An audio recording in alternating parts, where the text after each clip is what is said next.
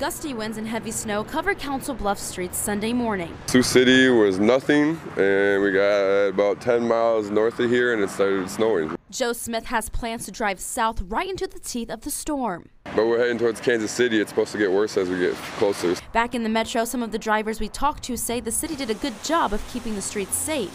The road's been cleaned. The state is doing a good job here cleaning. But crews can only do so much with 40 to 50 mile-per-hour winds. Because it's easy for the semis to flip when it's windy like that. So the message of the day, go slow on the roads. Make sure not to go over 40 miles an hour. If you go over 40, it's easy. The gravity will flip you.